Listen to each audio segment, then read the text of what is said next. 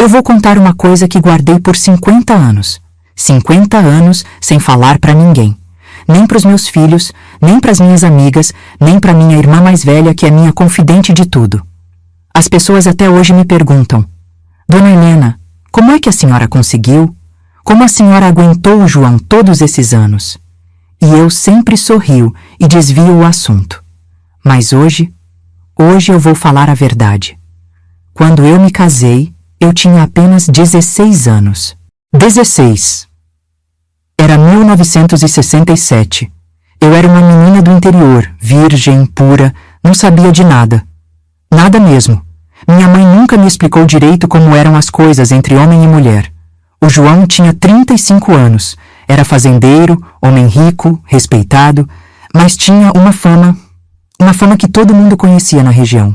Diziam que ele era grande, muito grande, grande demais, e que era duro, grosso, impossível de lidar. As mulheres tinham medo dele, os homens respeitavam ele, mas as mulheres tremiam só de ouvir o nome dele. 7 noivas fugiram dele antes de mim. 7. Algumas fugiram uma semana antes do casamento. Outras fugiram na própria lua de mel, na primeira noite. Voltavam para casa dos pais chorando, desesperadas, dizendo: eu não consigo, eu não aguento, é grande demais, é duro demais, eu não dou conta.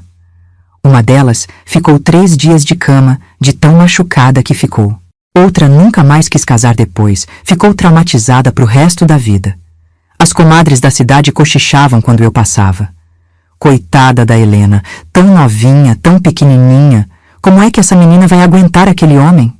Ele vai acabar com ela, vai machucar ela. É grande demais para uma menina daquele tamanho. E eu ouvia, mas não entendia direito.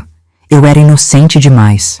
Uma vizinha chegou perto de mim 3 dias antes do casamento e disse: minha filha, você tem certeza?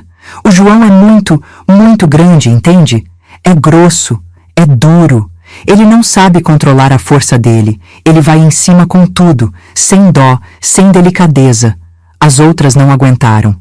Algumas até sangraram muito, ficaram machucadas. Você é nova demais para isso. Minha própria mãe chorou na véspera do casamento. Ela segurou minhas mãos e disse: Helena, minha filha, eu tenho medo por você. Muito medo. O João ele é diferente. Ele é muito para você. Mas agora já tá tudo acertado. Não tem mais volta. Você vai ter que aguentar. Mesmo que doa. Mesmo que seja difícil. Você vai ter que aguentar. Eu casei sem saber direito o que me esperava. E na lua de mel, na nossa primeira noite juntos, eu descobri. Descobri a verdade sobre o João. Descobri por que 7 mulheres não conseguiram ficar com ele. Descobri por que diziam que ele era grande, duro, impossível de aguentar. E vocês não vão acreditar quando eu contar, porque não era o que vocês estão pensando. Meu nome é Helena. Tenho 73 anos hoje. Nasci e cresci numa fazenda no interior de Goiás, lá nos anos 1950. Naquela época, as coisas eram muito diferentes do que são hoje. Muito diferentes mesmo. A gente vivia de um jeito simples, trabalhando na roça desde pequeno, sem essas modernidades que tem agora. Eu era a 5ª filha de uma família de 9 irmãos. 5 meninas e 4 meninos. Meu pai era agricultor, tinha umas terras pequenas, criava gado, plantava arroz, feijão, milho. Não éramos ricos, mas também não passávamos necessidade. Tinha comida na mesa, roupa no corpo, teto sobre a cabeça. Era uma vida dura, mas era uma vida digna. Minha mãe era uma mulher forte, trabalhadora, daquelas antigas mesmo. Acordava antes do sol nascer, acendia o fogão a lenha, fazia café, preparava o café da manhã para a família inteira. Cuidava de 9 filhos, da casa, da horta, das galinhas, ajudava meu pai na roça quando precisava. Nunca vi minha mãe reclamar. Nunca. Era mulher de fibra. E meu pai era um homem rígido, muito rígido, homem de poucas palavras, mão pesada, mas justo. Ele sempre dizia: nessa casa quem manda sou eu, e o que eu mandar, vocês fazem, sem questionar, sem responder de volta, sem frescura. E a gente obedecia, todos nós. Não tinha essa história de filho responder para o pai, de discutir, de questionar. O pai mandava, a gente obedecia. Era assim que funcionava. Eu cresci aprendendo a ser obediente. Desde pequenininha, minha mãe me ensinou: Helena, mulher tem que ser mansa, tem que ser obediente, tem que saber cuidar de casa, cozinhar, lavar, passar, costurar. Homem não casa com mulher respondona, com mulher preguiçosa, com mulher que não sabe fazer as coisas de casa. E eu aprendi tudo. Tudo mesmo. Com 5 anos de idade, eu já ajudava minha mãe a lavar louça. Com 7, já sabia varrer a casa inteira. Com 10, já cozinhava feijão, arroz, fazia bolo de fubá. Com 12, já lavava roupa no tanque, torcia, estendia no varal. Com 14, eu já sabia fazer de tudo: cozinhar, limpar, costurar, bordar, cuidar de criança, ordenhar vaca, tirar leite, fazer queijo, fazer doce. Eu acordava às 5 horas da manhã todos os dias. Todos os dias. Não tinha domingo, não tinha feriado. Acordava, ia buscar água no poço, acendia o fogão, ajudava a fazer o café da família. Depois do café, ia ajudar na horta, ou ia cuidar das galinhas, ou ia lavar roupa, dependendo do dia. À tarde, ajudava a fazer o almoço, lavava a louça, varria a casa. À noite, ajudava no jantar e ainda tinha que costurar, remendar roupa, fazer as tarefas da casa. Escola? Eu estudei até a 4ª série, só. Depois disso, meu pai disse: chega de escola, mulher não precisa de muito estudo, precisa é saber cuidar de casa e de marido. E foi isso. Parei de estudar com 11 anos e fiquei só trabalhando em casa mesmo. Mas eu não me importava, sabe? Era a vida que eu conhecia. Todas as meninas da região viviam assim. A gente não questionava. A gente aceitava que aquele era o nosso destino. Crescer, aprender a cuidar de casa, casar, ter filhos, cuidar do marido e da família. Era assim para minha mãe. Era assim para minha avó. Era assim para todas as mulheres que eu conhecia. Quando eu fiz 15 anos, minha mãe sentou comigo e disse: Helena, você já tá mocinha. Logo, logo vai aparecer pretendente. Você precisa estar pronta. Você sabe cuidar de casa, sabe cozinhar, sabe costurar. Mas tem uma coisa que você precisa entender. Quando você casar, você vai ter que obedecer seu marido em tudo. Em tudo mesmo. O que ele mandar, você faz. Mesmo que você não concorde. Mesmo que você não goste. Mesmo que doa. É obrigação de esposa. Eu perguntei: mesmo que doa, mãe? Como assim? E ela desviou o olhar, ficou sem graça e disse: você vai entender quando casar, filha. Tem coisas que a mulher tem que aguentar, tem que ter paciência, tem que ser forte. Mas você aguenta. Você é forte, Helena. Não se engane com essa sua cara de menina doce. Você tem força dentro de você. Eu não entendi direito o que ela quis dizer, mas também não perguntei mais nada. Essas coisas de marido e mulher não se conversava abertamente naquela época. Era tudo muito velado, muito escondido. A gente crescia sem saber direito como funcionavam as coisas entre homem e mulher. Só ia descobrir mesmo na lua de mel, na primeira noite de casada. Eu era conhecida na região como Helena, a menina doce. Todo mundo dizia que eu era mansa, obediente, trabalhadeira, prendada. Essa menina vai dar uma esposa excelente, diziam as comadres. Sortudo o homem que casar com ela. E meu pai ficava orgulhoso quando ouvia isso. Criei ela direito, ele dizia. Criei para ser esposa de verdade, não essas mulheres modernas que estão aparecendo por aí, respondona, preguiçosa. Com 16 anos, eu já era mulher feita. Já tinha corpo de mulher, já sabia fazer tudo de casa, já estava pronta para casar. Meu pai sempre dizia: não vou deixar você passar dos 18 solteira. Mulher que passa dos 18 já começa a ficar pra titia. Então eu sabia que logo logo ia aparecer algum pretendente. Eu era magra, pequenininha, 1,52 m de altura, pesando uns 45 quilos. Tinha cabelo comprido, preto, que eu sempre prendia em trança. Usava vestido simples, sempre abaixo do joelho, como era o costume. Não usava maquiagem, não usava brinco grande, Não usava nada chamativo. Era uma menina simples, do campo, tradicional. Eu ia na missa todo domingo. Sempre sentava no mesmo banco, do lado da minha mãe e das minhas irmãs. Eu rezava de verdade, acreditava em Deus, seguia os mandamentos. Eu tinha medo de pecar, medo de ir para o inferno. Então eu me comportava direitinho, fazia tudo o que mandavam, não contrariava ninguém. E foi numa dessas missas de domingo que eu vi o João pela primeira vez. Eu já tinha ouvido falar dele. Todo mundo na região conhecia ele, mas nunca tinha visto de perto, até aquele dia. O João era fazendeiro, dono de terras, muito dono de terras. A fazenda dele era uma das maiores da região, tinha mais de 1000 alqueires, gado de raça, plantação de soja, de milho, empregava umas 50 famílias. Era homem rico, muito rico. O tipo de homem que quando passava na rua, todo mundo parava para olhar. Todo mundo conhecia o João. Ele tinha 35 anos naquela época. Era alto, muito alto, devia ter uns 1,90 m. Ombros largos, peito largo, braço grosso de tanto trabalhar no campo. Mão grande, calejada, mão de quem pegava em corda, em enxada, em cabo de machado. Tinha bigode grosso, cabelo preto puxado para trás, com brilhantina. Usava sempre camisa xadrez, calça jeans, bota de couro, chapéu de vaqueiro. A voz dele era grossa, muito grossa. Quando ele falava, parecia que o chão tremia. Era daquelas vozes que você escutava de longe, que chamava atenção. E ele falava pouco, muito pouco.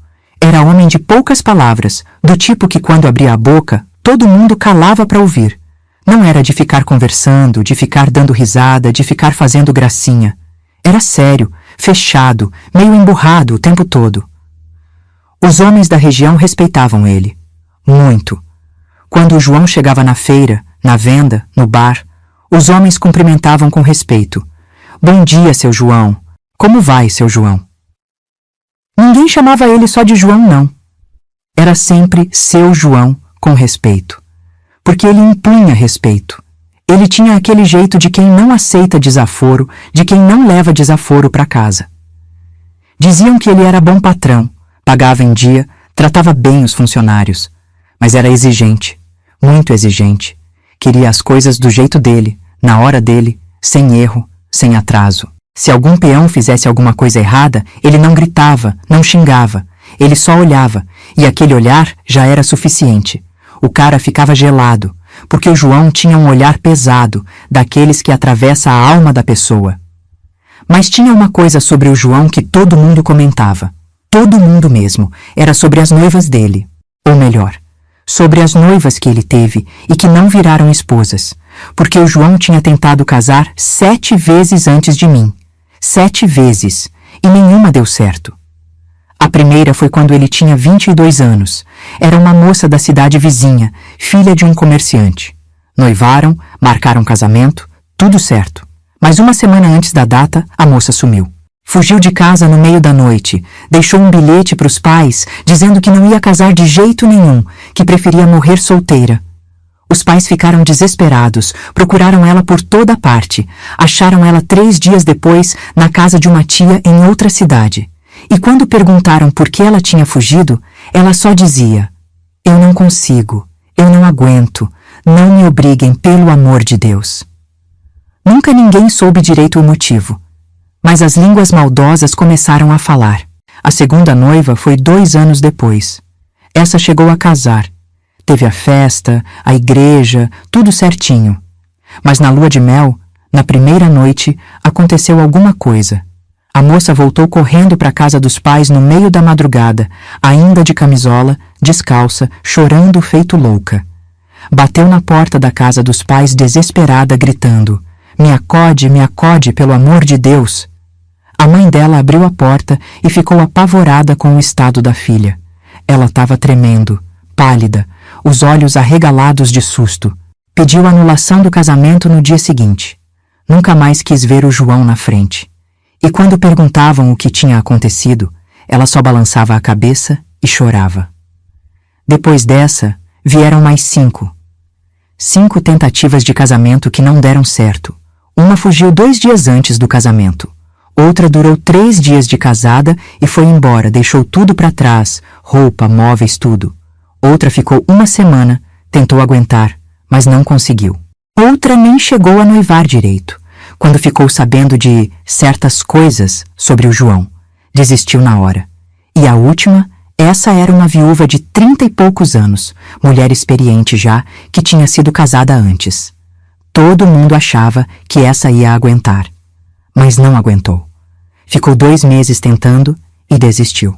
E aí começaram as histórias, as fofocas, as especulações. O que tinha de errado com o João? Por que nenhuma mulher conseguia ficar com ele? O que ele fazia que era tão difícil de aguentar? As comadres falavam em voz baixa na feira, na missa, na fila do açougue. Dizem que o João é grande demais, sabe? Grande que nem cavalo. Nenhuma mulher aguenta. Outras diziam, não, o problema não é só o tamanho. É que ele é grosso também, muito grosso. E duro, duro demais. Não amolece nem com reza benta. Outras cochichavam. Ouvi dizer que ele vai com muita força, sabe? Não tem delicadeza, não tem cuidado. Vai pra cima que nem touro. As coitadas não aguentam. Tinha quem dissesse que ele tinha algum problema de saúde, alguma coisa estranha no corpo que assustava as mulheres. Tinha quem dissesse que ele era violento na cama, que machucava as esposas sem querer, por ser grande e forte demais. Tinha quem dissesse coisas ainda piores, coisas que eu nem vou repetir aqui. Os homens não falavam abertamente sobre isso, mas às vezes, quando estavam tomando umas cachaças no bar, soltavam umas indiretas. O João é homem de verdade, sabe? Muito homem. Tem mulher que não dá conta de homem de verdade, não. E riam, davam risada, mas com um certo desconforto, porque no fundo ninguém sabia direito o que acontecia. O próprio João nunca falou sobre o assunto. Nunca. Quando alguém perguntava sobre os casamentos que não deram certo, ele ficava de cara fechada e mudava de assunto. Ou então olhava para o sujeito com aquele olhar pesado dele e o sujeito se calava na hora, porque ninguém queria arrumar confusão com o João. Depois da 7ª noiva que desistiu dele, o João ficou uns 3 anos sozinho. 3 anos sem procurar mulher, sem noivar com ninguém. As pessoas achavam que ele ia ficar solteiro pro resto da vida, que ele tinha desistido de casar. Coitado do João, diziam as mais caridosas, condenado a viver sozinho naquela fazenda enorme. Mas as maldosas diziam, é castigo, alguma coisa ele deve fazer de errado para nenhuma mulher querer ficar com ele. E foi nessa época, depois desses 3 anos sozinho, que ele me viu na missa. Eu tinha acabado de fazer 16 anos. Eu estava no banco da igreja, do lado da minha mãe, rezando, quietinha no meu canto. E quando a missa acabou, ele veio falar com o meu pai. Foi num domingo depois da missa. Eu tinha acabado de fazer 16 anos, tinha sido no sábado. Minha mãe tinha feito um bolo simples para comemorar. A gente tinha cantado parabéns em casa, nada demais. No domingo, fomos na missa como sempre. Eu estava com um vestido azul clarinho que minha mãe tinha costurado, cabelo trançado, sapato preto de domingo. Não estava esperando nada de diferente. Quando a missa terminou, a gente saiu da igreja e estava conversando ali na porta com outras famílias, como era costume. E de repente, eu vi o João vindo na nossa direção. Ele estava com a roupa de domingo dele, camisa branca, calça preta, chapéu na mão. Vinha com aquele passo firme, decidido, olhando direto para o meu pai. Meu coração até deu uma acelerada, porque eu nunca tinha visto o João tão perto assim. Ele era imponente demais, grande demais, aquela presença forte. Todo mundo na porta da igreja ficou olhando. Todo mundo percebeu que ele estava vindo falar com a gente. As comadres já começaram a cochichar entre si. Ele chegou perto do meu pai, tirou o chapéu e disse com aquela voz grossa. Bom dia, seu Antônio. Posso falar com o senhor um momento? Meu pai ficou até sem jeito, porque o João era homem importante, rico, todo mundo respeitava. Claro, seu João, claro. Fala aí. E o João disse, é particular. O senhor pode vir aqui do lado? E os dois se afastaram um pouco. Eu fiquei ali com minha mãe e minhas irmãs, fingindo que não estava prestando atenção, mas prestando atenção em tudo. Minha mãe estava com a cara tensa, ela já devia estar desconfiando. As comadres em volta não tiravam os olhos da gente. Todo mundo querendo saber o que o João estava falando com meu pai. A conversa durou uns 5 minutos. Eu via meu pai balançando a cabeça que sim, concordando com tudo. O João falava, meu pai concordava. No final, os dois apertaram a mão e meu pai voltou para perto da gente com um sorriso no rosto. Um sorriso grande, daqueles que eu não via faz tempo. Vamos embora, meu pai disse. Vamos que a gente precisa conversar em casa. E fomos. O caminho todo até em casa, meu pai estava com aquele sorriso. Minha mãe estava quieta, calada, com a cara fechada. Minhas irmãs me olhavam com cara de curiosidade. Eu não sabia o que pensar. Quando chegamos em casa, meu pai mandou todo mundo sentar na sala. Ele ficou de pé, meio solene, e falou: Helena, o João pediu sua mão em casamento. Ele quer casar com você, e eu disse que sim. Pronto, caiu a bomba. Minhas irmãs arregalaram os olhos. Minha mãe baixou a cabeça. E eu fiquei sem reação. O João? Eu consegui falar. Mas eu nem conheço ele direito, pai. E meu pai respondeu: Não precisa conhecer antes. É assim que funciona. O homem pede, o pai aceita e pronto. Ele é um bom partido, Helena. Homem rico, trabalhador, de respeito. Você vai viver bem, vai ter tudo o que precisa. É uma bênção de Deus esse casamento. Minha mãe não falou nada. Ela só ficou sentada ali, olhando para o chão, com as mãos no colo. Eu percebi que ela estava preocupada, mas na frente do meu pai ela não ia falar nada. Não era costume mulher contrariar marido naquela época, principalmente na frente dos filhos. Quando é o casamento, pai? Eu perguntei, ainda meio atordoada com a notícia. Daqui a 3 meses. Ele quer um namoro curto, só para vocês se conhecerem um pouco. Mas já quer logo acertar a data. 3 meses. Eu tinha 3 meses até virar esposa do João, do homem que 7 mulheres não tinham conseguido aguentar. Naquela noite, depois que todo mundo foi dormir, minha mãe entrou no meu quarto. Sentou na beirada da minha cama, acendeu o lampião e ficou me olhando por um tempo, sem falar nada. Eu via que ela estava travando uma luta interna, querendo falar alguma coisa, mas sem saber como. Mãe? Eu chamei baixinho. Ela suspirou fundo e pegou minha mão. Helena, minha filha, você sabe das histórias sobre o João, né? Eu balancei a cabeça que sim. Sei que ele já tentou casar antes e não deu certo. Minha mãe apertou minha mão com força. Foram 7, Helena. 7 mulheres que não aguentaram ele. Você sabe por quê? Eu disse que não, que ninguém sabia direito. E ela continuou. Dizem que ele é grande demais, Helena. Muito grande. E duro, muito duro. Grosso. As mulheres não conseguem aguentar. Algumas até ficaram machucadas. Uma ficou sangrando por dias. Outra não conseguia nem andar direito depois. Eu senti um frio na barriga ouvindo aquilo. Mas o que a senhora quer dizer, mãe? Grande como? Ela ficou vermelha, desviou o olhar. Você vai entender na hora, filha, mas eu queria te avisar.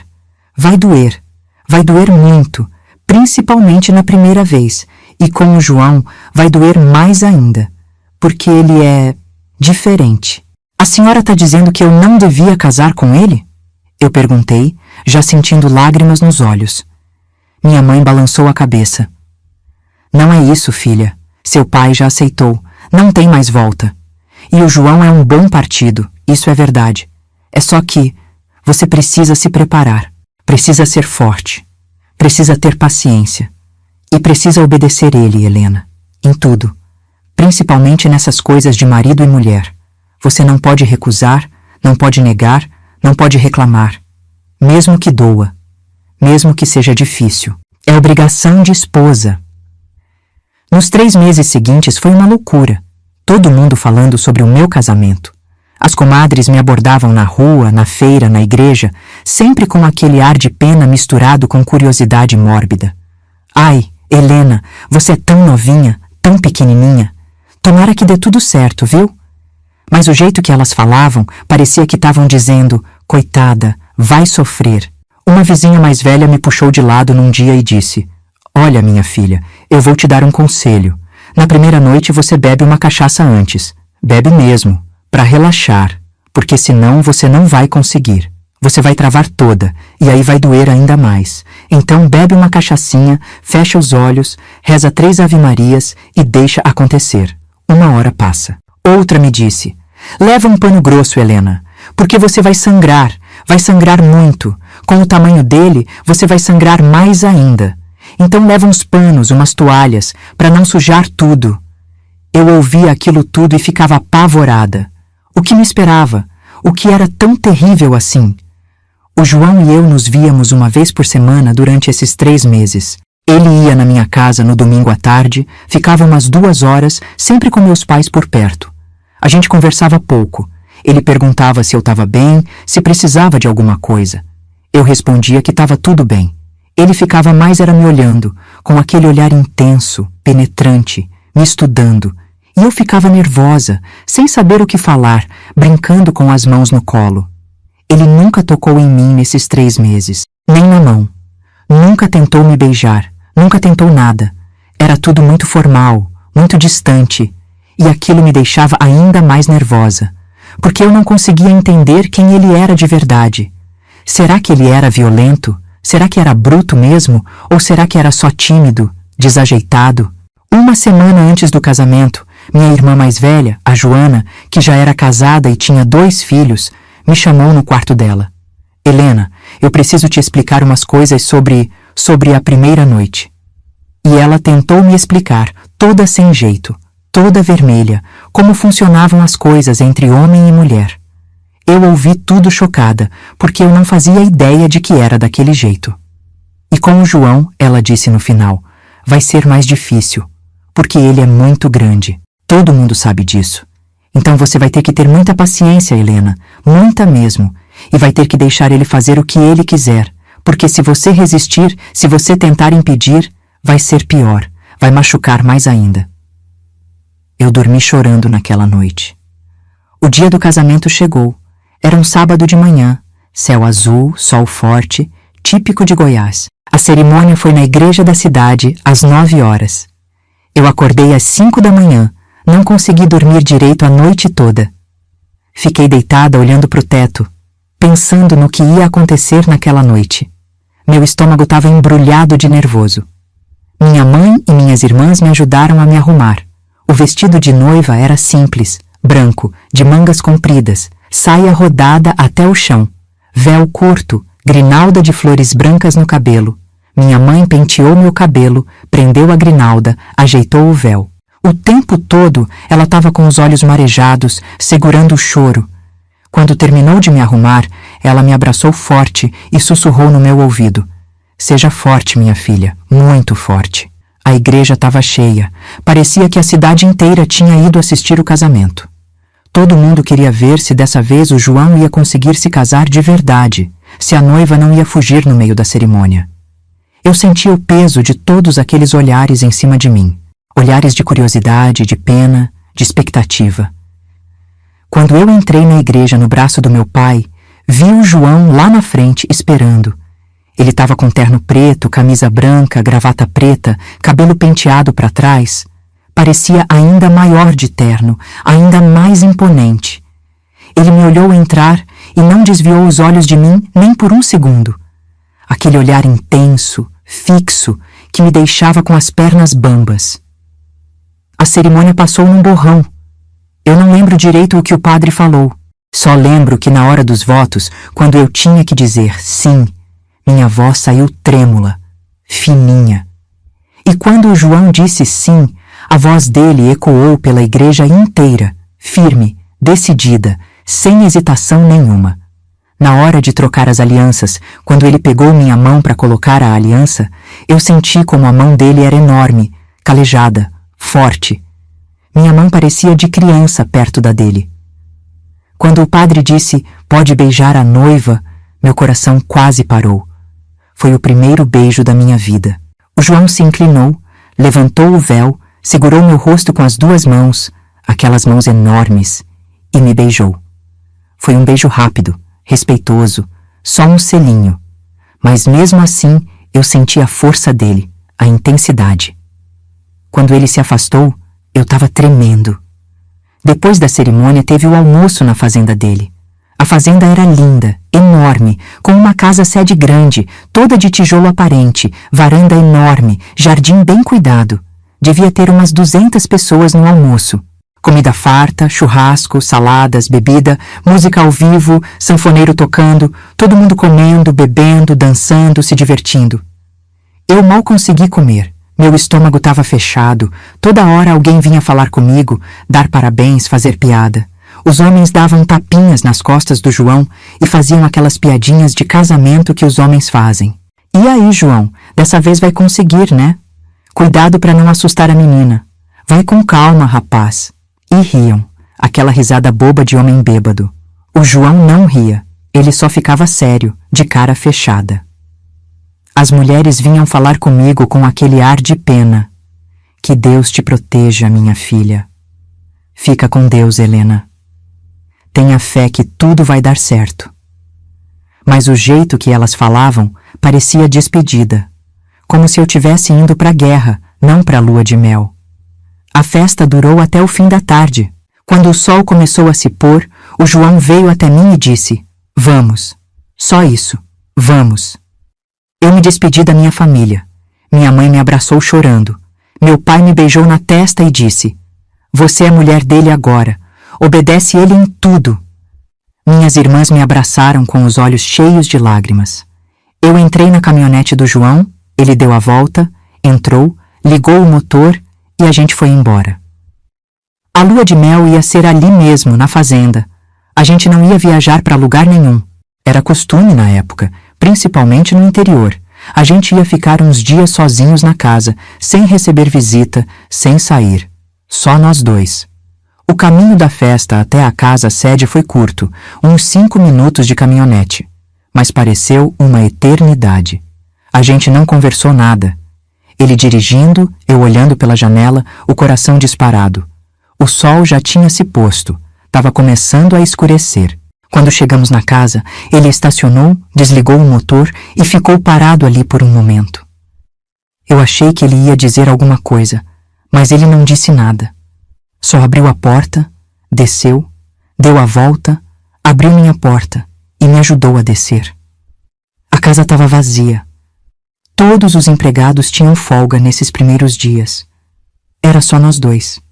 Silêncio total. Só o barulho dos grilos lá fora e o som dos nossos passos na casa. Ele me levou direto pro quarto. O quarto de casal, enorme. Cama de casal enorme também, de madeira maciça, colchão alto, lençóis brancos, travesseiros brancos. Tinha uma cômoda, um guarda-roupa grande, uma cadeira de balanço no canto. Janela com cortina branca. Tudo muito simples, muito masculino, sem nenhum toque feminino. Era o quarto de um homem que sempre viveu sozinho. "Suas coisas estão aí?" ele disse, apontando para as minhas malas que já tinham sido levadas para lá. "Você pode se trocar no banheiro se quiser." E ele ficou parado ali, me olhando. Eu peguei minha camisola de noiva, uma camisola branca de algodão que minha mãe tinha feito para mim, e fui pro banheiro. No banheiro, com a porta fechada, eu encostei na pia e respirei fundo várias vezes, tentando me acalmar. Minhas mãos estavam tremendo. Eu tirei o vestido de noiva, despenteei o cabelo, tirei a maquiagem simples que estava usando, vesti a camisola, me olhei no espelho. Eu parecia uma criança naquela camisola branca, com aquela carinha de assustada. "Coragem, Helena", eu disse baixinho para mim mesma. "Você consegue, você aguenta."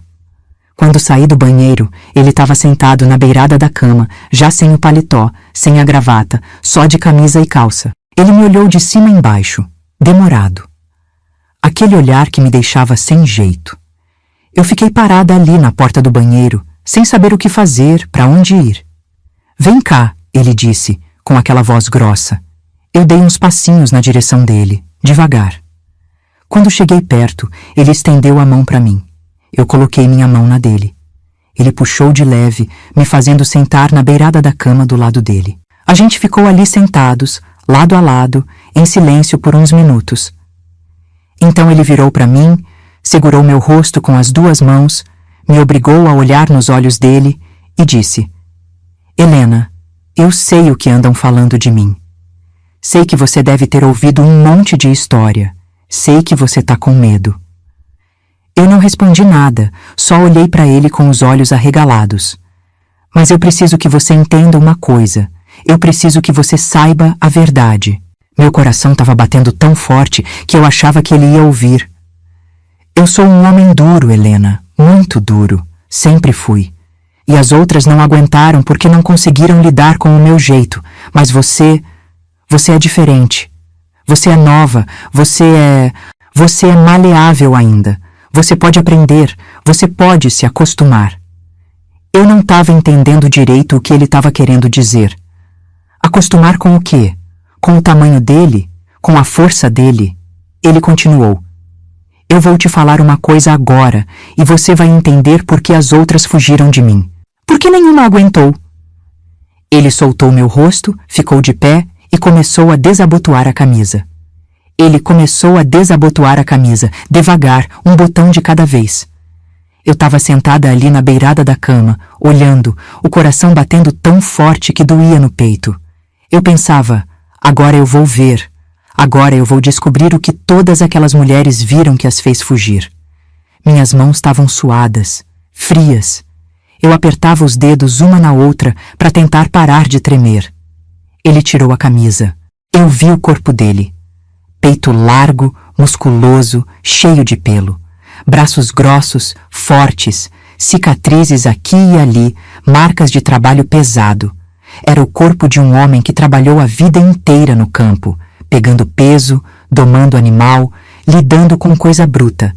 Mas não tinha nada de anormal, nada de estranho. Era só um corpo masculino, forte, grande. Então ele parou. Ficou parado ali na minha frente, me olhando, e disse: antes de eu continuar, Helena, eu preciso te explicar uma coisa. Preciso que você entenda quem eu sou de verdade. Não o que as pessoas falam, não o que imaginam, mas quem eu sou mesmo. Eu continuei calada, só olhando para ele, esperando. Ele puxou a cadeira de balanço, colocou na frente de mim, sentou e ficou ali, olhando nos meus olhos. Helena, as mulheres que tentaram casar comigo antes fugiram porque não aguentaram meu jeito, meu temperamento, minha personalidade. Elas não aguentaram como eu sou. Eu franzi a testa, confusa. Mas as pessoas dizem que o senhor que é grande demais e... Ele balançou a cabeça quase sorrindo. Eu sei o que as pessoas dizem. Deixa elas falarem. Mas não é sobre isso, Helena. Nunca foi sobre isso. Então é sobre o quê? Eu perguntei, ainda sem entender. Ele suspirou fundo, passou a mão pelo cabelo e começou a explicar. Eu sou um homem difícil de lidar, Helena. Muito difícil. Eu tenho um jeito de ser que a maioria das pessoas não aguenta. Eu sou duro, sou rígido, sou controlador, sou inflexível. Eu gosto das coisas do meu jeito, na minha hora, do meu modo. E eu não aceito desobediência.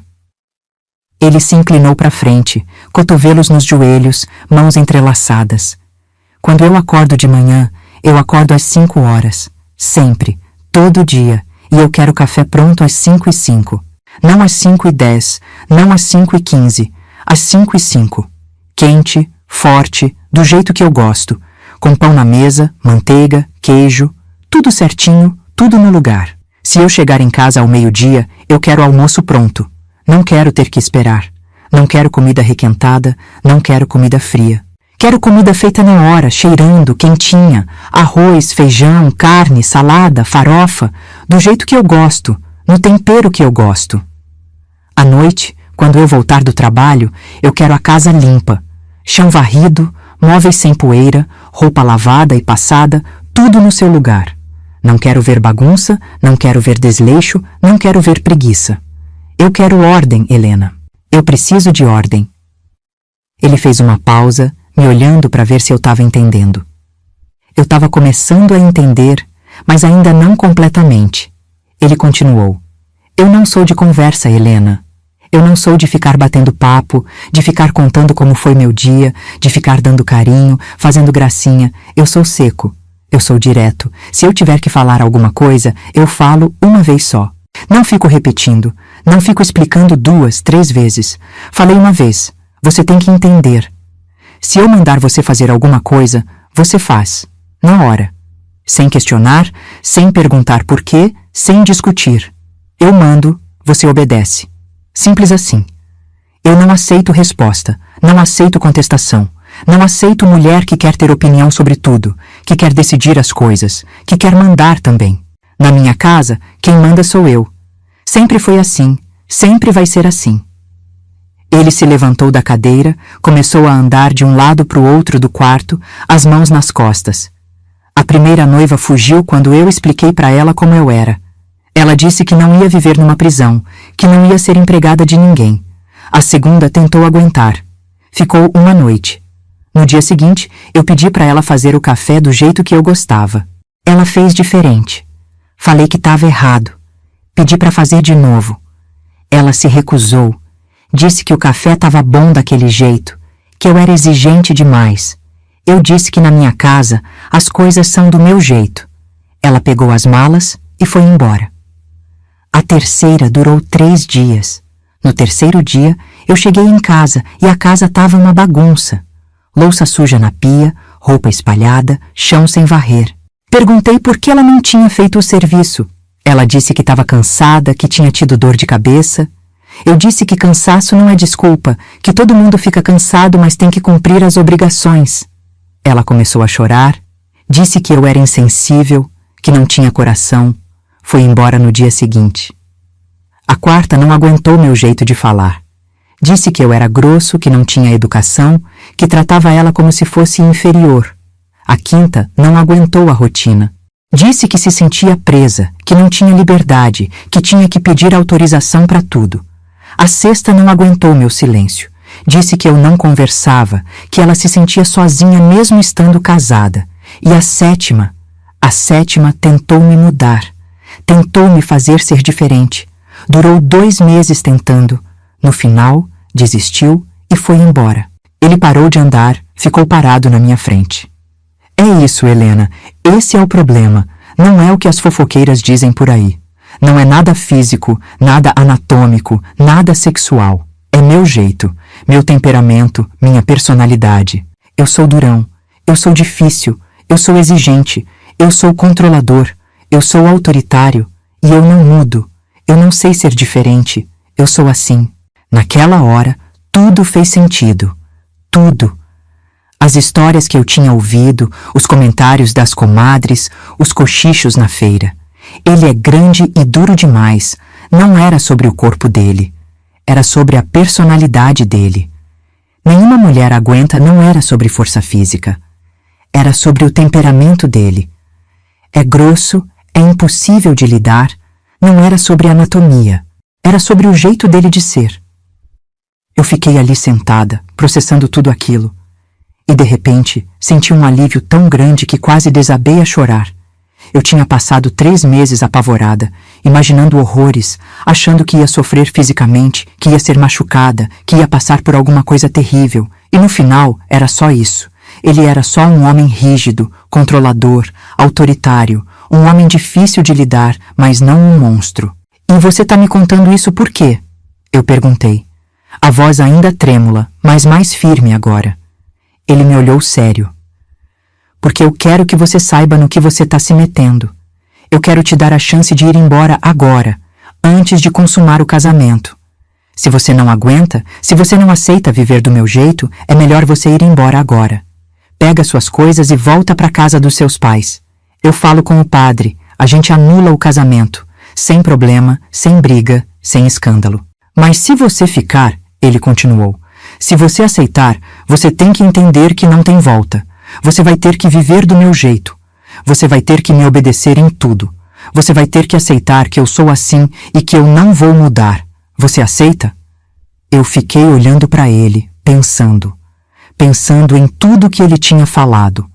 Acordar às 5, café às 5:05, comida na hora, casa limpa, obediência total, sem questionar, sem discutir, sem contestar. Era uma vida dura. Era abrir mão da minha vontade, da minha opinião, da minha liberdade. Era me submeter completamente a ele. Mas eu tinha sido criada para isso. A vida inteira eu tinha sido preparada para ser esposa obediente. Eu tinha crescido obedecendo meu pai sem questionar. Eu sabia trabalhar duro, acordar cedo, cuidar de casa, cozinhar, limpar. Eu não tinha problema com ordem, com rotina, com disciplina. E mais importante, agora eu sabia que ele não ia me machucar, não fisicamente. Ele era só durão de personalidade, não violento. E tinha mais uma coisa. Olhando nos olhos dele, eu vi algo que nenhuma daquelas outras mulheres tinha visto. Eu vi solidão. Eu vi um homem que tinha tentado 7 vezes construir uma família e tinha fracassado todas as vezes. Um homem que tinha vivido sozinho por anos, trabalhando duro, sem ninguém do lado dele. Um homem que, no fundo, queria companhia. Queria uma esposa. Queria alguém que ficasse.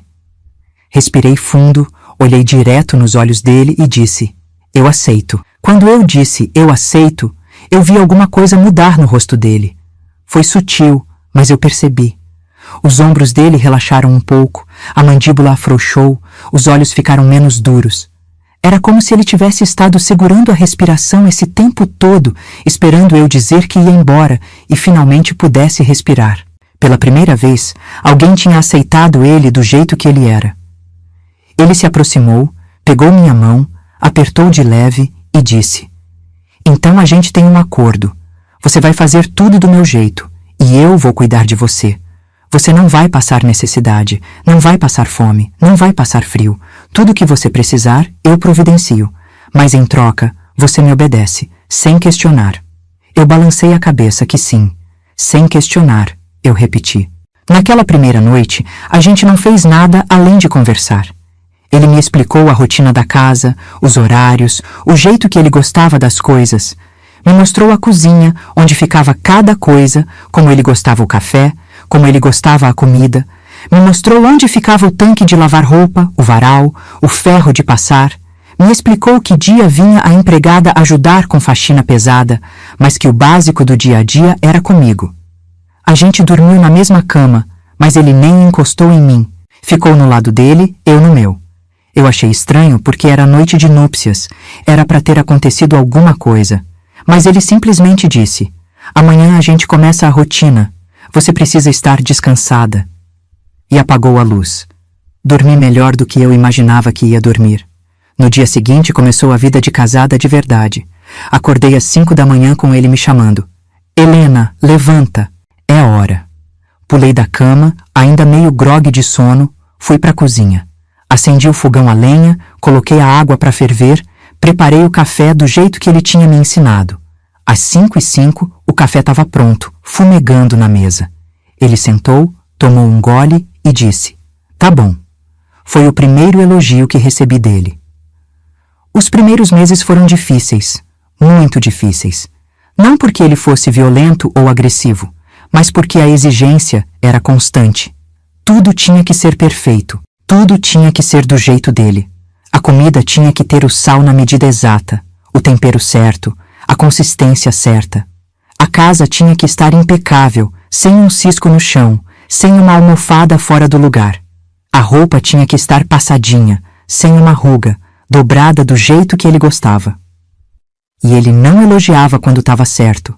Ele só reclamava quando estava errado. O arroz está muito mole. O feijão está sem sal. Esqueceu de varrer debaixo da cama. Essa camisa tá mal passada. Sempre tinha alguma coisa errada. Sempre tinha alguma coisa para ajustar. Nos primeiros meses, eu chorava escondido. Chorava de cansaço, de frustração, de sentir que nunca era bom o suficiente. Mas eu não desisti. Eu tinha dado minha palavra. Eu tinha aceitado. E eu sou filha de gente que não desiste das coisas. Então eu continuei. Acordava às 5, fazia o café perfeito. Limpava a casa inteira. Cozinhava com capricho. Lavava e passava roupa. Fazia tudo o que ele mandava, na hora que ele mandava, do jeito que ele mandava. Sem reclamar, sem questionar, sem discutir. E foi aí que eu comecei a perceber uma coisa.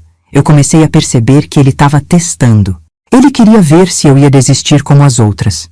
Ele empurrava, exigia, pressionava, esperando que eu chegasse no meu limite e fosse embora. Mas eu não ia.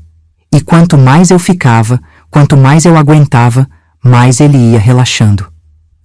Com 3 meses de casada, eu percebi a primeira mudança nele. A gente estava no almoço, eu tinha feito frango assado com batatas e ele comeu tudo em silêncio como sempre. Mas quando terminou, ele olhou para mim e disse: "Tá gostoso." O frango ficou bom. Meu coração até pulou de alegria. Era a primeira vez que ele elogiava a comida sem eu ter que perguntar. E eu fui percebendo que tinha um jeito de lidar com ele.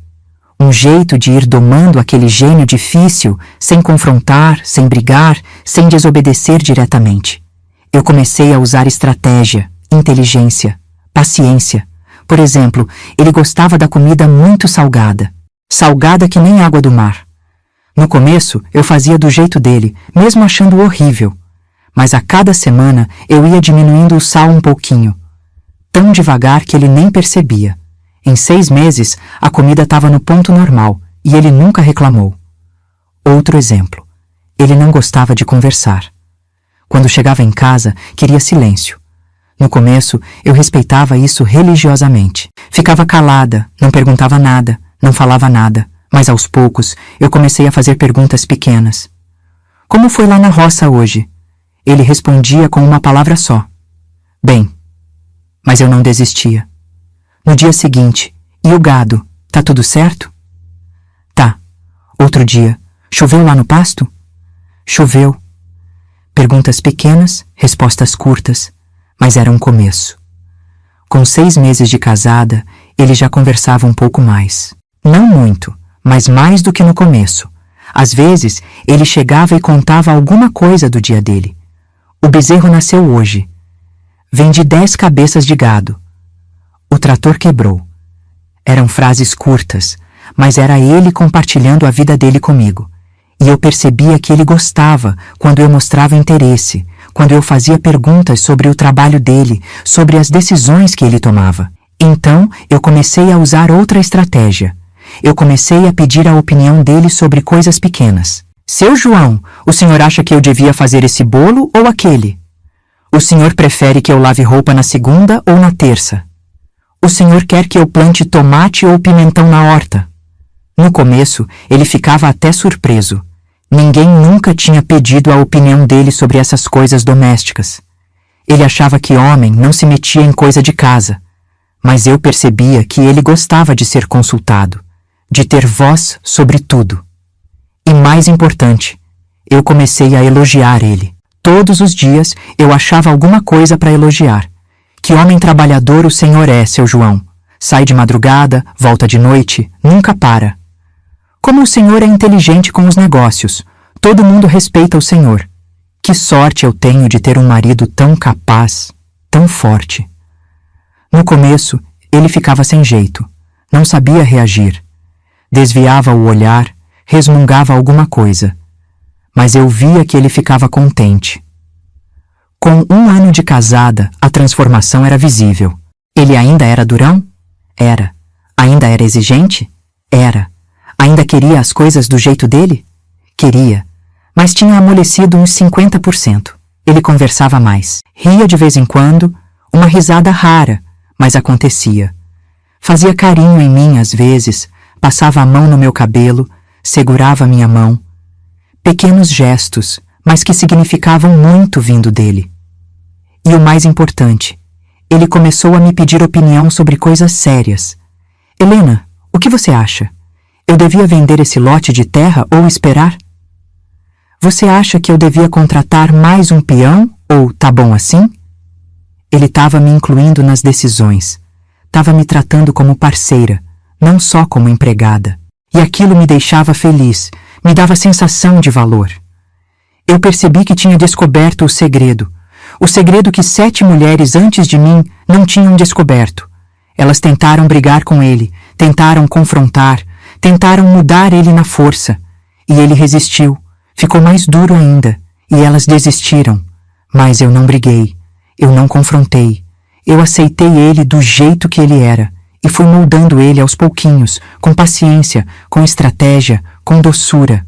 Era como domar um cavalo bravo. Você não domina o cavalo batendo nele, gritando com ele, forçando ele. Você domina com paciência, com repetição, com firmeza suave. Você vai ganhando a confiança dele, vai mostrando que você não é ameaça. E aos poucos, o cavalo vai amansando, vai se acostumando com você, vai confiando em você. E quando você menos espera, ele está comendo na sua mão. Foi isso que eu fiz com o João. Fui ganhando a confiança dele. Fui mostrando que eu não ia embora, que eu não ia desistir, que eu aceitava ele. Fui sendo obediente, mas também fui sendo estratégica. Fui cedendo nas coisas grandes, mas fui ajustando as coisas pequenas. E ele foi amolecendo, foi se abrindo, foi se apegando a mim. Com 2 anos de casada, ele já era outro homem comigo. Ainda era o João Durão com todo mundo, com os peões, com os vizinhos, com o povo da cidade. Mas comigo, em casa, ele era diferente. Era mais suave, mais carinhoso, mais presente. Conversava comigo sobre tudo, me consultava sobre as decisões, me elogiava quando eu fazia algo bem feito e até pedia desculpas quando era grosseiro demais. As pessoas na cidade não acreditavam. Como é que você conseguiu, Helena? Como você domou o João? E eu sorria e não contava o segredo. O segredo era simples, mas poucas pessoas têm paciência para aplicar. Respeito, obediência, estratégia, paciência e muito, muito amor. Ficamos casados por 52 anos. 52 anos. Quando eu falo isso para as pessoas, elas não acreditam. 52 anos com o João? Como você aguentou? E eu sempre respondo, aguentar? Eu não aguentei. Eu vivi. E foram os melhores anos da minha vida. Tivemos 5 filhos, 3 meninos e 2 meninas. O primeiro nasceu 1 ano depois do casamento. Quando eu engravidei, eu fiquei com medo da reação dele. Será que ele ia ficar feliz? Será que ia mudar alguma coisa na rotina? Mas quando eu contei, eu vi os olhos dele encherem de lágrimas. Foi a primeira vez que eu vi o João chorar. Ele me abraçou, me apertou contra o peito dele e sussurrou: "Obrigado, Helena, obrigado." Durante a gravidez ele mudou muito. Ficou mais cuidadoso comigo, mais atencioso, não deixava eu pegar peso, não deixava eu trabalhar demais. Contratou uma empregada para me ajudar em casa. Ele, que sempre foi tão controlador, tão exigente, relaxou nas cobranças. "Descansa, Helena. A casa pode esperar. Você precisa cuidar do nosso filho." Quando o primeiro filho nasceu, o João Júnior, eu vi um lado do meu marido que eu não conhecia. Ele pegou aquele bebezinho no colo, olhou para ele com uma ternura que eu nunca tinha visto e chorou de novo. "Esse aqui vai ser homem de verdade", ele disse. "Vou ensinar ele a trabalhar, a ser honesto, a ser forte." E ensinou. Ensinou todos os nossos filhos. Com os filhos, o João era rígido como era comigo no começo. Exigente, disciplinador, autoritário, mas também era justo. Nunca bateu nele sem motivo, nunca humilhou, nunca foi cruel. Cobrava obediência, cobrava trabalho, cobrava respeito, mas também dava amor, do jeito dele. Ensinava, protegia, provia tudo o que eles precisavam. E a coisa mais linda que eu vi foi ele ensinando os meninos a me respeitarem. "Obedece sua mãe", ele dizia. "Sua mãe manda na casa quando eu não tô aqui. O que ela falar, vocês fazem. E não quero ver nenhum de vocês desrespeitando ela, senão vai ter que ver comigo." Os meninos cresceram respeitando a mãe deles acima de tudo. Com as meninas, ele era ainda mais protetor. Super protetor até. "Essas aqui ninguém encosta", ele dizia. "Vão estudar, vão aprender, vão casar com o homem de bem que eu escolher." E foi assim mesmo. As 2 estudaram mais que os meninos, fizeram até o 2º grau completo. E quando casaram, foi com homens que ele aprovou, homens trabalhadores, honestos, de família boa. Os anos foram passando e o João foi ficando cada vez mais suave comigo. Ele nunca deixou de ser durão lá fora. Com todo mundo ele continuava sendo o João sério, fechado, de poucas palavras. Mas em casa, comigo, ele era diferente. Conversava, ria, fazia carinho. Às vezes, chegava da roça e me trazia uma flor que tinha achado no caminho. "Toma, achei bonita, lembrei de você." Teve uma época, quando a gente estava com uns 15 anos de casados, que ele começou a me chamar de minha velha. Não era ofensa, não. Era carinho. E aí, minha velha, como foi teu dia? Vem cá, minha velha, senta aqui do meu lado. Eu adorava quando ele me chamava assim. Era o jeito dele de dizer que a gente estava junto há tanto tempo que já era uma coisa só. Teve uma vez que eu adoeci. Foi uma pneumonia forte. Fiquei de cama por 3 semanas. E o João? Meu Deus, o João virou do avesso. Ele que nunca tinha entrado na cozinha para cozinhar, começou a fazer comida para mim. Horrível, por sinal. Queimava tudo, salgava demais, mas ele tentava. Ele que nunca tinha lavado uma louça, lavava. Ele que sempre quis tudo do jeito dele, deixou tudo de lado para cuidar de mim. Não morre, Helena, ele dizia segurando minha mão quando eu estava com febre alta. Não me deixa sozinho. Eu não sei viver sem você. Naquela hora eu entendi. Eu tinha me tornado essencial para ele. Não era só a empregada que fazia as coisas do jeito que ele gostava. Era a companheira dele. Era a outra metade dele. Ele tinha se apegado a mim de um jeito que nem ele mesmo sabia explicar. Quando os filhos foram crescendo e saindo de casa, ficamos só nós dois de novo. E foi gostoso. A gente tinha uma rotina, uma vida construída juntos. Acordávamos juntos às 5 da manhã. Eu já nem precisava de despertador. Meu corpo acordava sozinho. Tomávamos café juntos, conversando sobre os planos do dia. Ele ia para o trabalho, eu ficava cuidando da casa. Quando ele voltava, a gente jantava junto, assistia um pouquinho de televisão e ia dormir. Nos fins de semana, a gente ia na missa juntos. Sentava no mesmo banco, sempre.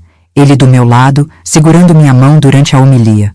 Depois da missa, a gente passeava pela praça, comprava umas coisinhas na feira, conversava com os conhecidos.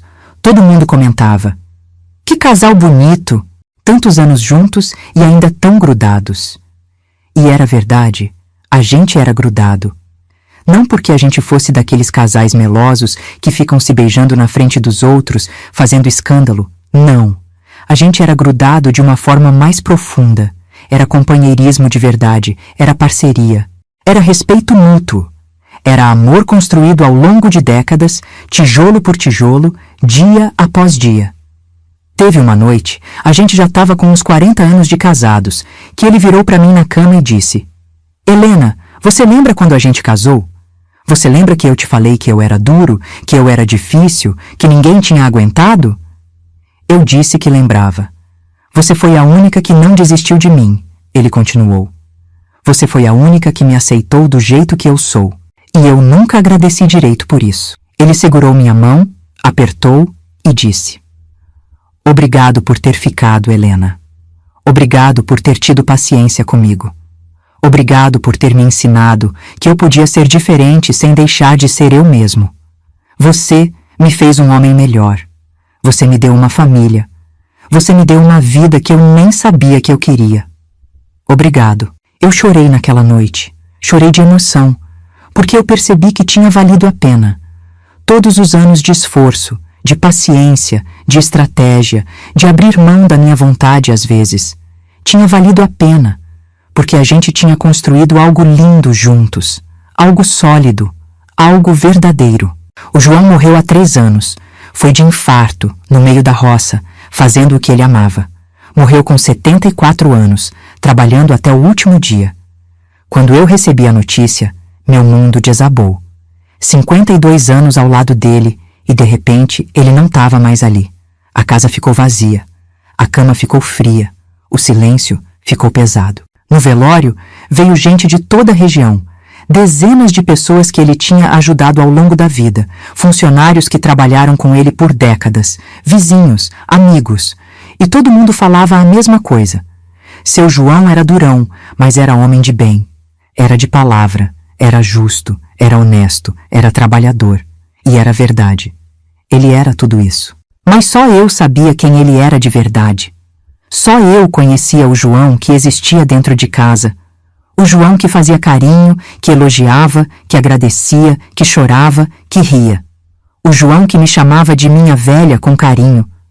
O João que segurava minha mão na missa. O João que me trouxe flores da roça. Esse João era só meu. Hoje, quando olho para trás, eu não me arrependo de nada. Não me arrependo de ter aceitado casar com ele aos 16 anos. Não me arrependo de ter ficado quando descobri como ele era. Não me arrependo de ter tido paciência, de ter usado estratégia, de ter domado aquele coração durão aos pouquinhos. Porque no final, o que a gente construiu foi algo raro. Foi um casamento de verdade. Não foi aquele casamento de conto de fadas que vendem por aí, cheio de romance e paixão. Foi um casamento de trabalho, de parceria, de companheirismo, de respeito mútuo. Foi um casamento que durou mais de 50 anos e que só terminou porque a morte levou ele.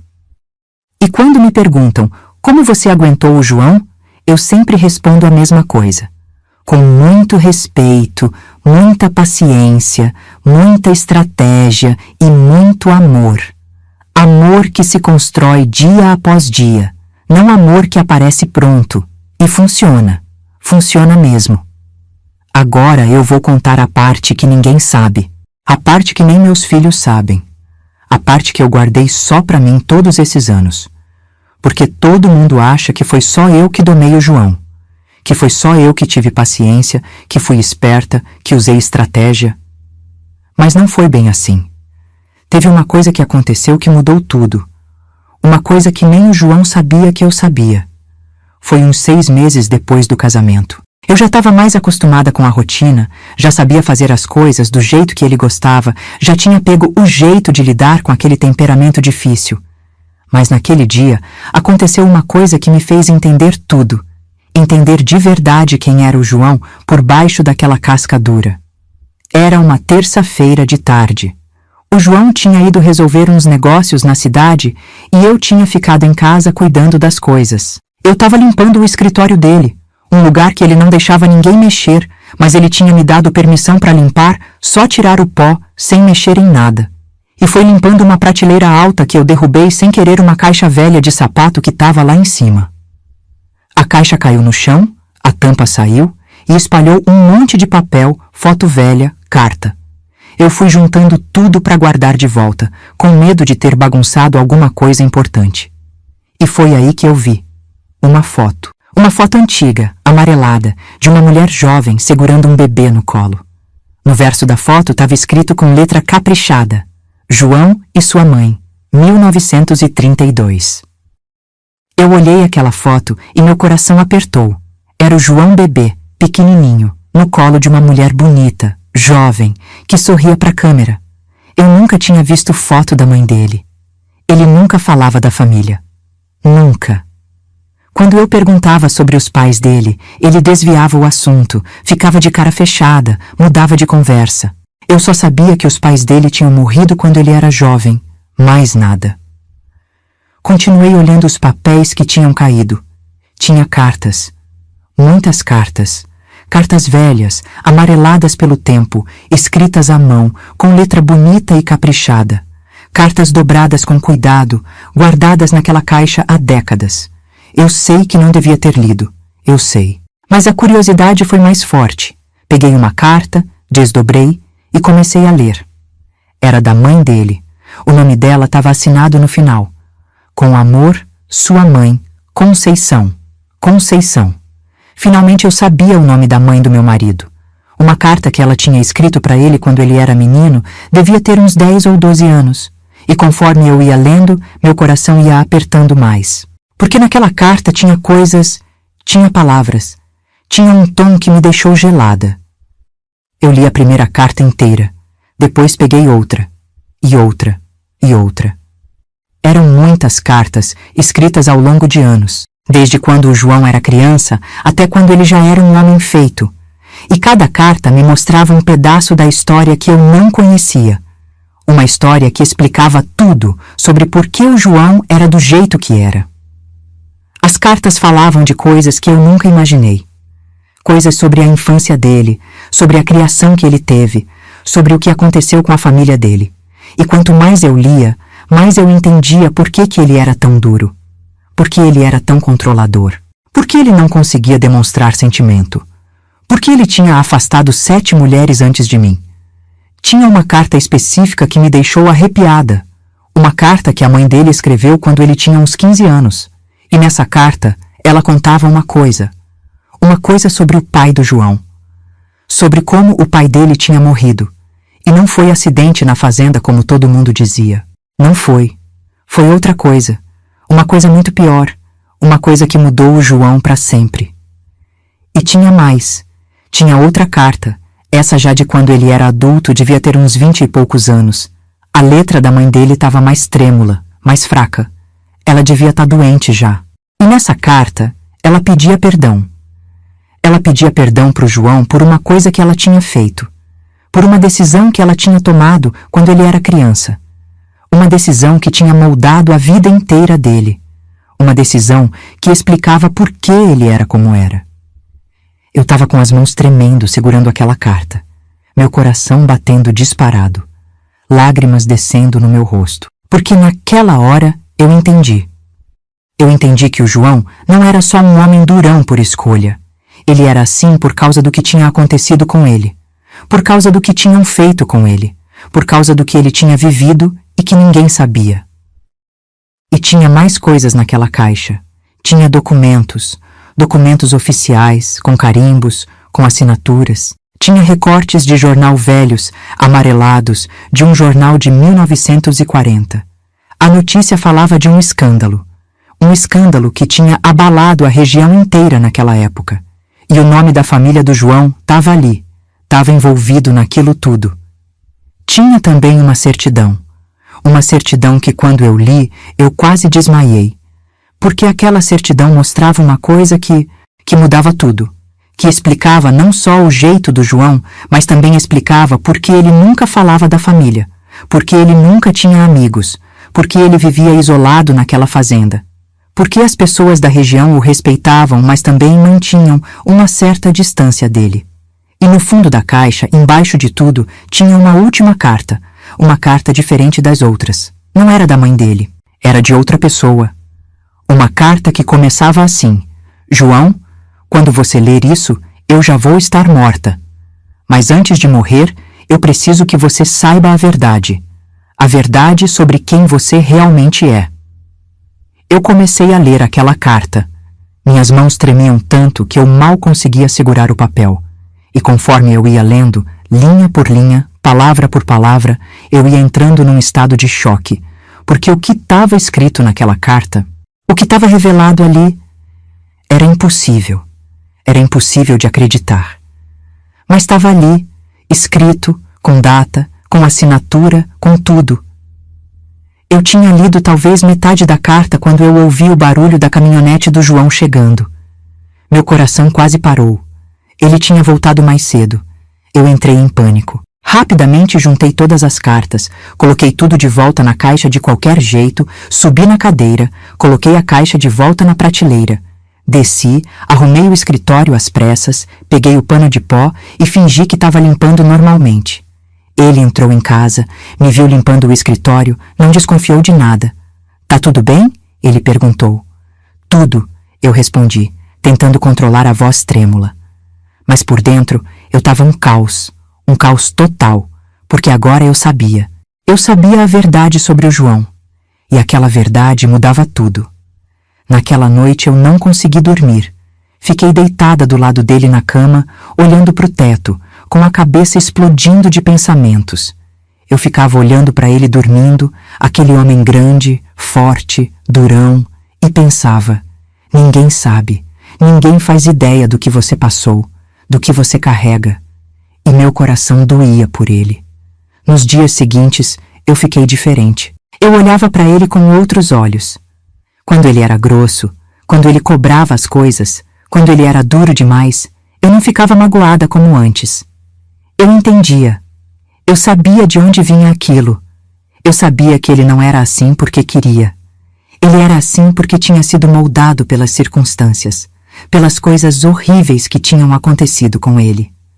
E eu tomei uma decisão naquele dia. Eu nunca ia contar para ele que eu sabia. Nunca. Aquele segredo ia ficar guardado comigo. Porque se ele quisesse que eu soubesse, ele teria me contado. Ele guardava aquelas cartas, aqueles documentos, aquela última carta escondidos há décadas por um motivo. Porque era doloroso demais. Porque era pesado demais. Porque algumas coisas são difíceis demais de falar. Mas saber aquilo mudou minha forma de lidar com ele. Mudou tudo.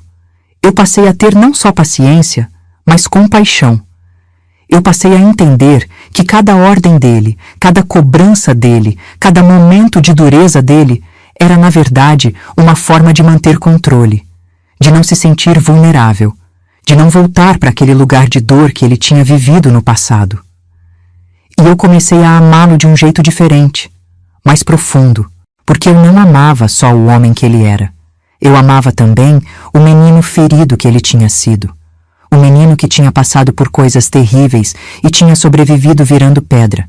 E eu queria ser a pessoa que ia mostrar para ele que ele podia amolecer, que ele estava seguro agora, que comigo ele podia baixar a guarda. Foi isso que mudou o nosso casamento de verdade. Não foi só minha paciência, minha estratégia, minha obediência. Foi o amor que nasceu depois que eu descobri quem ele realmente era. Depois que eu entendi a dor que ele carregava. Depois que eu li aquela última carta que revelava a verdade sobre ele. E essa verdade que eu descobri naquela caixa velha de sapato, foi o que me fez ficar. Foi o que me fez lutar por aquele casamento. Foi o que me fez ter paciência infinita com ele. Porque eu sabia que por trás daquele homem de pedra existia um coração partido que precisava de alguém que tivesse coragem de amar ele mesmo assim. Mas o que tinha naquela carta? O que exatamente aquela certidão revelava? Qual era o escândalo que tinha envolvido a família dele em 1940? E o que a última carta dizia sobre quem o João realmente era? Essas respostas eu vou guardar para mim ainda, por enquanto. Hoje eu tenho 73 anos, sou viúva há 3 anos. Moro sozinha na mesma casa onde vivi com o João por mais de 5 décadas. E tem dias que eu subo naquele escritório, pego aquela caixa velha de sapato e releio aquelas cartas. Releio aquela última carta que revelou tudo e choro. Choro pela vida que ele teve, pelas coisas que ele passou, pelo segredo que ele carregou sozinho até morrer. Porque ele morreu sem saber que eu sabia. Morreu achando que aquele segredo tinha morrido com a mãe dele. Morreu achando que ninguém nunca ia descobrir a verdade sobre quem ele era. Sobre o que tinha acontecido. Sobre por que ele se transformou naquele homem de pedra que afastou 7 mulheres antes de mim. Às vezes eu me pergunto, eu devia ter contado para ele? Devia ter sentado do lado dele e dito, João, eu sei de tudo. Eu li as cartas da sua mãe. Eu li aquela última carta. Eu vi a certidão. Eu sei o que aconteceu em 1940. Eu sei quem você realmente é. Será que teria sido melhor? Será que ele teria se sentido aliviado? Ou será que teria sido pior, uma invasão insuportável do segredo mais profundo dele? Eu nunca vou saber. E agora é tarde demais. Ele se foi. Levou o segredo dele para a tumba, sem saber que eu tinha descoberto. E eu fiquei aqui, com o peso de saber uma verdade que ninguém mais sabe. Uma verdade que explica tanta coisa, que muda tudo, que faz todo mundo olhar para o João de um jeito completamente diferente. Porque quando eu conto a história do nosso casamento, todo mundo pensa que o João era só um homem difícil, durão, controlador. Um fazendeiro rico, com um temperamento impossível que 7 mulheres não aguentaram. E que eu fui esperta, fui paciente, fui estratégica, e que por isso eu consegui domá-lo. E é verdade, é parte da verdade, mas não é a verdade completa. A verdade completa é que o João era quem ele era por um motivo trágico. Um motivo que quando vocês souberem, se eu um dia resolver contar, vocês vão entender por que ele não conseguia ser macio. Por que ele não conseguia demonstrar sentimento. Por que ele precisava controlar tudo. Por que ele tinha tanto medo de ser vulnerável. Aquela caixa velha de sapato guardava não só cartas de mãe para filho, guardava a explicação de uma vida inteira, guardava o trauma de uma criança, guardava o escândalo de uma família, guardava um segredo tão grande, tão pesado, que transformou um menino em pedra. E quando vocês souberem o que era, vocês vão olhar para a história toda de outro jeito. Vocês vão entender por que eu fiquei. Porque eu tive tanta paciência. Porque eu nunca desisti dele mesmo nos momentos mais difíceis. Porque eu não estava só tentando domar um homem difícil. Eu estava tentando curar uma ferida antiga. Uma ferida tão profunda que tinha virado a própria personalidade dele. Tem gente que me pergunta: Dona Helena, a senhora não teve vontade de sair correndo quando descobriu? Não ficou com medo? Não sentiu que tinha se casado com alguém que a senhora não conhecia de verdade? E a resposta é: tive vontade de sair correndo? Sim. Fiquei com medo? Sim. Senti que não conhecia ele? Também. Mas fui embora? Não. Não fui. Porque junto com o medo veio a compaixão, e a compaixão foi mais forte. Porque a verdade sobre o João não o tornava um monstro. Tornava ele humano. Tornava ele uma vítima. Uma vítima que tinha sobrevivido virando aquilo. Uma vítima que tinha construído aquela armadura de dureza porque por baixo tinha um coração que tinha sido partido quando ele era só uma criança. E alguém precisava ter coragem de amar aquele coração partido. E esse alguém fui eu. Então sim, eu domei o fazendeiro que 7 mulheres não conseguiram aguentar. Mas não foi só com paciência e estratégia, foi com amor. Com um amor que nasceu da compreensão, da compaixão, do saber a verdade e escolher ficar mesmo assim, de saber que ele carregava uma dor enorme e decidir ajudá-lo a carregar esse peso, mesmo sem ele saber que eu sabia. E sabe de uma coisa? Eu acho que no fundo, ele sabia que eu sabia. Nunca falamos sobre isso, nunca tocamos no assunto. Mas nos últimos anos, eu percebia que ele me olhava de um jeito diferente. Como se ele sentisse que eu enxergava além da casca dura. Como se ele soubesse que eu conhecia o menino ferido que morava dentro dele. E acho que isso o deixava confortável, seguro, amado de verdade. Nos últimos dias de vida dele, quando ele estava no hospital depois do infarto, ele segurou minha mão e disse: Helena, obrigado por ter me aceitado, por ter ficado, por ter me amado mesmo eu sendo como sou. E eu respondi: eu te amei justamente por você ser como é. E por você ser quem você é de verdade, mesmo que você nunca tenha me contado. Ele apertou minha mão mais forte, e eu vi uma lágrima descer no canto do olho dele. Acho que naquele momento ele entendeu que eu sabia. E que tudo bem, que ele estava seguro comigo. Agora vocês devem estar se perguntando, mas afinal, o que tinha naquelas cartas? O que a mãe dele contou? O que aconteceu com a família dele em 1940? Qual era o escândalo que envolveu o nome deles? O que a certidão revelava? E, principalmente, o que dizia aquela última carta sobre quem o João realmente era? Eu prometo que um dia eu vou contar. Vou revelar tudo o que eu li naquela caixa velha de sapato. Vou contar a história completa da vida do João, desde a infância até virar o homem que ele se tornou. Vou explicar por que 7 mulheres fugiram dele. E não foi só porque ele era durão. Tinha mais coisa.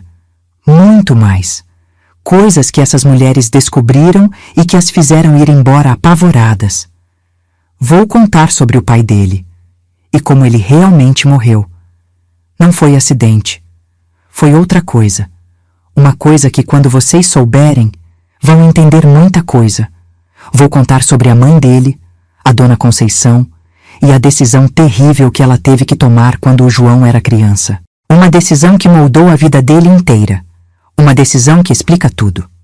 Vou contar sobre o escândalo de 1940, sobre o que aconteceu com a família dele, sobre por que eles foram praticamente expulsos da cidade onde moravam, sobre por que o João cresceu isolado, sem amigos, sem parentes, sozinho naquela fazenda enorme, sobre por que as pessoas da região o respeitavam, mas também o temiam, porque sabiam, pelo menos os mais velhos sabiam da história. E vou contar sobre aquela última carta. A carta que começava dizendo: João, quando você ler isso, eu já vou estar morta. Mas antes de morrer, eu preciso que você saiba a verdade. A verdade sobre quem você realmente é. Uma carta que revelava um segredo de família. Um segredo sobre a identidade dele. Um segredo que quando eu li, eu entendi por que ele era como era. Por que ele vivia como vivia. Porque ele guardava aquilo trancado há décadas. Mas isso é uma história longa, uma história pesada, uma história que merece ser contada com calma, com respeito, com cuidado. Porque não é só a história de um homem durão que eu domei. É a história de um menino que sofreu, de uma família que guardou segredos, de um amor que nasceu da compreensão e da compaixão. Então, se vocês quiserem saber a verdade sobre o João, se vocês quiserem entender de verdade por que ele era como era, se vocês quiserem descobrir o segredo que eu carreguei sozinha por 52 anos, vocês vão ter que voltar aqui. Vão ter que ouvir a parte 2 dessa história, a parte que ninguém conhece, a parte que eu nunca contei pra ninguém, nem pros meus filhos, nem pros meus netos, pra ninguém. Porque essa história não é só sobre como eu domei o fazendeiro que ninguém aguentava. É sobre como eu descobri quem ele realmente era. E como esse descobrimento mudou tudo. Mudou meu casamento. Mudou minha forma de amar. Mudou minha vida inteira. Por hoje é só isso que eu vou contar. O resto fica para a próxima vez. Se vocês quiserem saber, é só pedir, é só comentar aí embaixo. Parte 2, por favor. E eu volto. Eu volto e conto o resto.